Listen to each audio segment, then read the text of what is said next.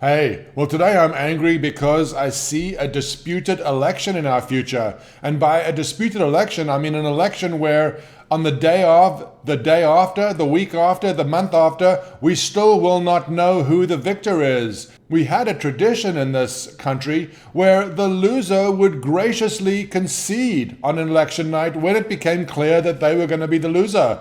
I don't see any possibility of this happening in November, which I will point out the election 2020 is only about 64 days away. And if you look at the shambles that the election process is in right now, you can see that a disputed election seems almost unavoidable.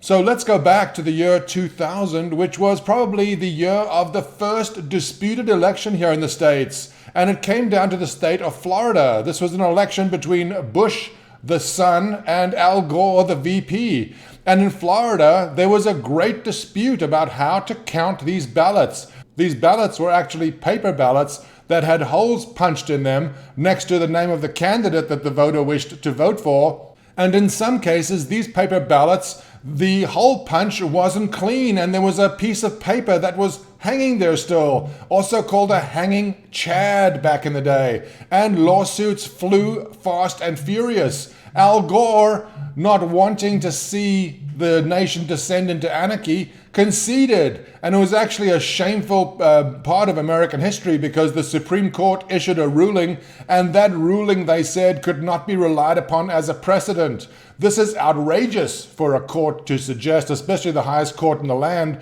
that this ruling could not be used as a precedent. But this is not the topic for today. The topic for today is, are we facing another disputed election? Well, let's look at it. 2000 was a disputed election. The loser, in air quotes, Al Gore, conceded, and Bush the younger became president. Now fast forward to the year 2016 with Donald Trump running against Hillary Clinton. And the Hillary Clinton camp raised the point that Donald Trump was probably not going to accept the results of the election, and how outrageous that would be in a democracy for the loser not to accept the outcome of the election. The irony, which is of course lost on the Hillary Clinton crowd, is the fact that Hillary Clinton herself and her supporters subsequently denounced the election, refused to accept that it was indeed the will of the people that Donald Trump was elected president. Now, you can argue that it wasn't a popular vote, that it was an electoral college vote, but that is the system we have in this country, and that is designed to stop the coasts, which have an inordinate population compared to the middle of the country. The electoral college method is designed to stop the coasts from dictating to the rest of the country who the president should be. You'll remember that when Donald Trump won the election, the cries immediately began that this was a fraud. In this case, the fraud claimed was that Russia had influenced the election. Russia, that I think spent $100,000 or a couple $100,000 on Facebook ads, that couple of $100,000 ad spend dwarfed the tens of millions, if not hundreds of millions, that each of the candidates had spent. It was ridiculous on its face, and those of us who want to see a calm, steady democracy endure in this country were horrified at the level of acrimony. What do you think the level of acrimony is now, 4 years later?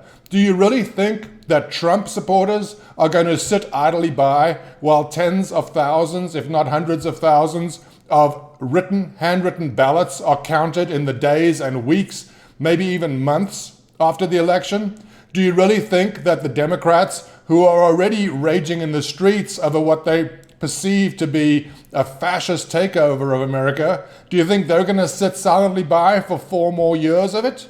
A disputed election seems almost unavoidable at this point. Whichever party wins, the other party is going to be outraged, and outraged enough to probably take to the streets and protest. We are already seeing rioting in this country that has endured for longer than we've ever seen before. We've seen race riots in LA. We saw riots when the Rodney King beating was not punished, where the policemen were set free after beating Rodney King, a motorist in LA who was captured on video being beaten by police. This caused huge riots. These riots lasted a day, a couple of days, and certainly they were as intense as the riots we see today. But the riots we see today are continuing. They are not stopping. There is no attempt to regain law and order. It seems like the police are almost paralyzed at the thought that they might be caught doing something nefarious on video. And so they're very passive, staying away. Someone got shot yesterday. A pro-Trump supporter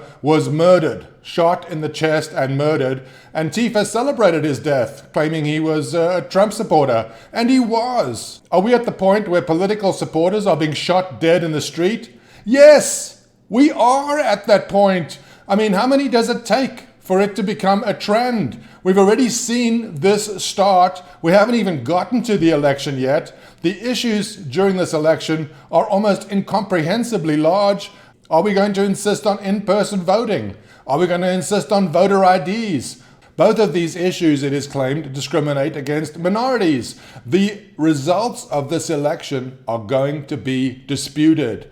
Neither party is going to concede. When you have a country where the results of an election are ignored, when you have a country where people are protesting / rioting in the streets before the election even takes place, this is going to end very badly. We need to get a grip. There is a thin line between law and order and public expression. Both sides need to have goodwill. I will grant you the police have not been blameless thus far. They do have a propensity to escalate violence. That's what their training is. Maybe that's what we need to address, is their training. On the other side, the protesters are not mostly harmless. They are potentially a dangerous gang who are now murdering people in cold blood on the street. This election is probably the most important this country has had in many decades. We're facing a schism here. Neither group is going to accept the other group's victory. What kind of election is that? What kind of beacon of democracy to the world is that? We're becoming a third world country, and if we have disputed elections, we are a third world country by definition. Please, let's wake up.